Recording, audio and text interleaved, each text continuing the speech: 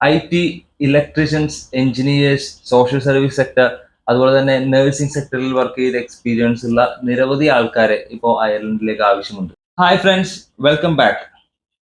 ഇന്ന് നമ്മൾ അയർലൻഡിലെ ചില ജോലി സാധ്യതകളെ കുറിച്ചാണ് ഈ വീഡിയോയിൽ ചർച്ച ചെയ്യാൻ പോകുന്നത്. അയർലൻഡിൽ ഒരുപാട് ലേബർ ഷോർട്ടേജസ് ഉണ്ട്. അയർലൻഡ് നമുക്കറിയാം ഇംഗ്ലീഷ് സംസാരിക്കുന്ന ഒരു രാജ്യമാണ്. എന്നാൽ IELTSന്റെയോ അതുപോലെ തന്നെ മറ്റൊരു ഇംഗ്ലീഷ് പ്രൊഫിഷ്യൻസി ടെസ്റ്റിന്റെയോ ആവശ്യമില്ലാതെ നമുക്ക് അയർലൻഡിലേക്ക് ജോലിക്ക് പോകാൻ സാധിക്കും. അപ്പൊ ഞാൻ നേരത്തെ പറഞ്ഞ പോലെ തന്നെ അയർലൻഡിലേക്ക് ഇപ്പോൾ ഒരുപാട് ലേബർ ഷോർട്ടേജസ് ഉണ്ട്. അപ്പൊ ഈ ലേബർ ഷോർട്ടേജ് എല്ലാം നികത്താനായിട്ട് അവർക്ക് ഒരുപാട് സ്കിൽഡ് ആയിട്ടുള്ള ഫോറിൻ വർക്കേഴ്സിനെ അല്ലെങ്കിൽ ഫോറിൻ ലേബറേഴ്സിനെ ആവശ്യമാണ്. അപ്പൊ ഈ ഒരു ലേബർ ഷോർട്ടേജ് ഹൈലൈറ്റ് ചെയ്യാനായിട്ട് അവർ വെച്ചിരിക്കുന്ന ഓഫറാണ് quick residence permit, fast entry and high salary as always. അപ്പൊ ഇന്നത്തെ വീഡിയോയിൽ നമ്മൾ ഈ ലേബർ ഷോർട്ടേജിന്റെ പ്രത്യേകതകൾ എന്തൊക്കെയാണ്, ആർക്കൊക്കെ ഇതിന് അപ്ലൈ ചെയ്യാം, എന്തൊക്കെ ജോലികളാണ് ഇവിടെ അവൈലബിൾ ആയിട്ടുള്ളത് തുടങ്ങിയ കാര്യങ്ങളാണ് ഈ വീഡിയോയിൽ നമ്മളെല്ലാം ഉൾക്കൊള്ളിച്ചിരിക്കുന്നത്. അപ്പൊ നിങ്ങൾ വീഡിയോ മുഴുവനായിട്ടൊന്ന് കാണാൻ ശ്രമിക്കുക. സബ്സ്ക്രൈബ് ചെയ്യാത്ത ആരെങ്കിലും ഒക്കെ ഉണ്ടെങ്കിൽ സബ്സ്ക്രൈബ് ചെയ്യാനും വീഡിയോ ഇഷ്ടപ്പെടുന്നെങ്കിൽ ലൈക്ക് ചെയ്യാനും ഷെയർ ചെയ്യാനും മറക്കരുത്. നേരെ വീഡിയോയിലേക്ക് പോകാം. അയർലൻഡ് നമ്മുടെ എല്ലാവരുടെയും ഒരു ഡ്രീം ഡെസ്റ്റിനേഷൻ ആണ്. അതിന്റെ മെയിൻ കാരണം എന്ന് പറയുന്നത് അയർലൻഡ് ഒരു ഇംഗ്ലീഷ് സ്പീക്കിംഗ് രാജ്യമാണ്. അത് തന്നെയാണ് ഇതിന്റെ ആദ്യത്തെ പ്രത്യേകത എന്ന് പറയുന്നത്. ഒരു ഇംഗ്ലീഷ് സ്പീക്കിംഗ് രാജ്യമായിട്ടും ഈ പറഞ്ഞ ലേബർ ഷോർട്ടേജിന് അല്ലെങ്കിൽ ഈ ഒരു കാറ്റഗറിയിൽ പെടുന്ന ആൾക്കാർക്ക് അവിടെ ജോലിക്ക് പോകുന്നതിനായിട്ട് ഇംഗ്ലീഷ് പ്രൊഫിഷ്യൻസി ടെസ്റ്റിന്റെ ആവശ്യമില്ല. അതുകൊണ്ട് തന്നെ basic knowledge of English would be okay. രണ്ടാമത്തെ പ്രത്യേകത എന്ന് പറയുന്നത് ഇത്രയും ലേബർ ഷോർട്ടേജ് ഉള്ളത് കൊണ്ടാവാം അയർലൻഡിലേക്ക് നമ്മൾ ഈ ജോലിക്ക് വരുമ്പോൾ ലേബർ മാർക്കറ്റ് നീഡ് ടെസ്റ്റിന്റെ ആവശ്യമില്ല. അതായത് നോൺ യൂറോപ്യൻ സിറ്റിസൺസ് അയർലൻഡിലേക്ക് പ്രവേശിക്കുമ്പോൾ നടത്തേണ്ട ഒരു ടെസ്റ്റാണ്. അതിന്റെ ആവശ്യം നമുക്ക് വരുന്നില്ല.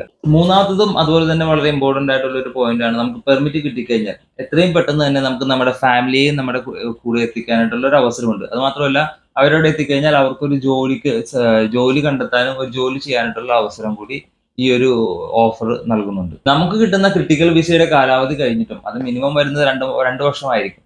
അതിന്റെ കാലാവധി കഴിഞ്ഞിട്ടും നമുക്ക് അയർലൻഡിൽ താമസിക്കാനും അവിടെ നിന്നുകൊണ്ട് ഒരു ജോലി കണ്ടുപിടിക്കാനുള്ള ഒരു അവസരം നമുക്കുണ്ട് എന്നുള്ളതാണ് അടുത്തൊരു അഡ്വാൻറ്റേജ്. ഇതിനേക്കാളൊക്കെ ഉപരി ഈ വിസയ്ക്ക് വേണ്ടി അപേക്ഷിച്ചവരിൽ ഏറ്റവും കൂടുതൽ വിസ അപ്രൂവ് ആയിട്ടുള്ളത് ഇന്ത്യക്കാർക്കാണ് എന്നുള്ളതാണ് ഇതിന്റെ ഏറ്റവും വലിയൊരു ഹൈലൈറ്റ്. അടുത്തതായി നമുക്ക് ഇതിന്റെ എലിജിബിലിറ്റി ക്രൈറ്റീരിയ എന്തൊക്കെയാണെന്ന് നോക്കാം.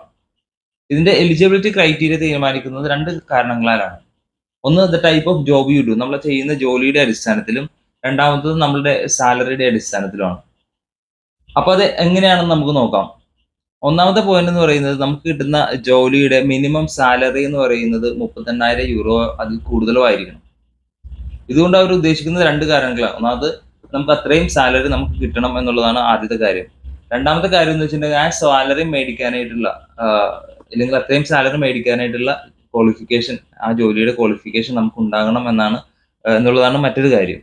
ഹെൽത്ത് കെയർ സെക്ടറിലേക്ക് നമ്മൾ പോകാൻ പ്ലാൻ ചെയ്യുന്നുണ്ടെങ്കിൽ, അതായത് നേഴ്സായോ ഇല്ലെങ്കിൽ മിഡ് വൈഫായോ നമ്മളവിടെ പോകാൻ പ്ലാൻ ചെയ്യുന്നുണ്ടെങ്കിൽ അയർലൻഡ് ഗവൺമെന്റ് റെക്കഗ്നൈസ്ഡ് ആയിട്ടുള്ള ഡിഗ്രി കോഴ്സോ അതല്ലെങ്കിൽ ഒരു ഡിപ്ലോമ കോഴ്സോ ചെയ്തിരിക്കണം എന്നുള്ളതാണ് രണ്ടാമത്തെ പോയിന്റ്. മൂന്നാമത്തെ പോയിന്റ് എന്ന് വെച്ചിട്ടുണ്ടെങ്കിൽ മിനിമം 2 വർഷത്തെയെങ്കിലും ഒരു job contract, full time job contract എംപ്ലോയറുടെ അടുത്ത് നിന്ന് നേടിയിരിക്കണം എന്നുള്ളതാണ് അടുത്തത് നമുക്ക് അയർലൻഡിൽ അവൈലബിൾ ആയിട്ടുള്ള ജോലികൾ എന്തൊക്കെയാണെന്ന് നോക്കാം. IT, ഹെൽത്ത് കെയർ സെക്ടർ, അതുപോലെ തന്നെ സോഷ്യൽ സർവീസ്, എഞ്ചിനീയേഴ്സ്, ഇലക്ട്രീഷ്യൻസ് തുടങ്ങി ഒട്ടനവധി ജോലി അവൈലബിലിറ്റി ആണ് അയർലൻഡിൽ ഇപ്പോൾ ഉള്ളത്. ഇതിപ്പോ ഓരോന്നായിട്ട് നമുക്ക് എടുത്തു പറയാനായിട്ടുള്ള ബുദ്ധിമുട്ടുണ്ട്. അതിന്റെ സ്ക്രീനിൽ ഞാനിപ്പോൾ അത് കാണിക്കാം. അതുപോലെ തന്നെ അതിന്റെ ലിങ്ക് ഡിസ്ക്രിപ്ഷനിലും കൊടുത്തേക്കാം. നിങ്ങൾക്ക് അതിൽ കയറി നോക്കുകയാണെങ്കിൽ അതിന്റെ ഡീറ്റെയിൽസ് മുഴുവനായിട്ട് അറിയാൻ പറ്റും. അയർലൻഡിൽ ഇപ്പോൾ അവൈലബിൾ ആയിട്ടുള്ള ജോലികൾ നമ്മളിപ്പോൾ കണ്ടു. അടുത്ത സ്റ്റെപ്പ് എന്ന് പറയുന്നത് ഒരു എംപ്ലോയറെ കണ്ടുപിടിക്കുക എന്നുള്ളതാണ്. എംപ്ലോയറെ കണ്ടുപിടിക്കാൻ വേണ്ടിയിട്ടുള്ള കുറച്ച് സൈറ്റുകളാണ് ഞാനിപ്പോൾ കാണിക്കാൻ പോകുന്നത്. ഒന്നാമത്തെ സൈറ്റ് എന്ന് പറഞ്ഞാൽ jobs.ireland.ie, jobs.ie. അതുപോലെ തന്നെ നമുക്ക് യൂസ്ഫുൾ ആയിട്ടുള്ള വളരെ ഹാൻഡി ആയിട്ടുള്ള മറ്റൊരു വെബ്സൈറ്റ് ആണ് യൂർസ് എന്ന് പറയുന്നത്. അപ്പോൾ ഇതിന്റെ ലിങ്ക് എല്ലാം ഞാൻ ഡിസ്ക്രിപ്ഷനിൽ കൊടുത്തേക്കാം, നിങ്ങൾക്ക് കയറി നോക്കാം. അടുത്തതായി ഒരു എംപ്ലോയറെ കണ്ടുപിടിക്കുമ്പോൾ ശ്രദ്ധിക്കേണ്ട കാര്യങ്ങൾ എന്തൊക്കെയാണെന്ന് നോക്കാം. ഒന്നാമത്തെ കാര്യം എന്ന് പറയുന്നത് രജിസ്റ്റേർഡ് ആയിട്ടുള്ള ഒരു ഐറിഷ് എംപ്ലോയറെ കണ്ടുപിടിക്കാനായിട്ട് ശ്രദ്ധിക്കുക. അതല്ലാത്ത പക്ഷം ആ കമ്പനിയിലെ 50% വർക്കേഴ്സ് എങ്കിലും യൂറോപ്യൻ യൂണിയനിൽ ഉള്ളവരായിരിക്കണം. രണ്ടാമത്തെ പോയിന്റ് എന്ന് പറയുന്നത് മിനിമം 2 വർഷത്തെ ജോബ് ഓഫർ എങ്കിലും നമുക്ക് കിട്ടണം. അതും ഫുൾ ടൈം ജോബ് ഓഫർ ആയിരിക്കണം. അതുപോലെ തന്നെ നമ്മളിപ്പോൾ കണ്ട കാറ്റഗറിയിലെ ജോലികളായിരിക്കണം നമ്മൾ ചൂസ് ചെയ്യേണ്ടത്. അല്ലെങ്കിൽ ആ കാറ്റഗറിയിൽപ്പെട്ട എംപ്ലോയീസിനായിരിക്കണം നമ്മൾ ചൂസ് ചെയ്യേണ്ടത്. അടുത്തതായിട്ട് എങ്ങനെ ഈ വിസയ്ക്ക് നമുക്ക് അപേക്ഷിക്കാമെന്ന് നോക്കാം.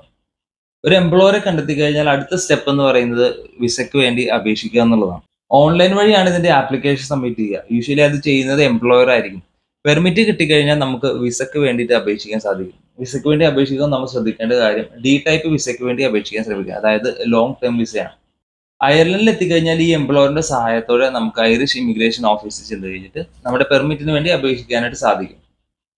ഇതുമായി ബന്ധപ്പെട്ട എല്ലാ ലിങ്കുകളും ഞാൻ എൻ്റെ ഡിസ്ക്രിപ്ഷനിൽ കൊടുത്തേക്കാം. താല്പര്യമുള്ളവരൊക്കെ അതിൽ കയറി നോക്കുക. അപ്ലൈ ചെയ്യാൻ പറ്റുന്നവരൊക്കെ അതിനുവേണ്ടി അപേക്ഷിക്കുക.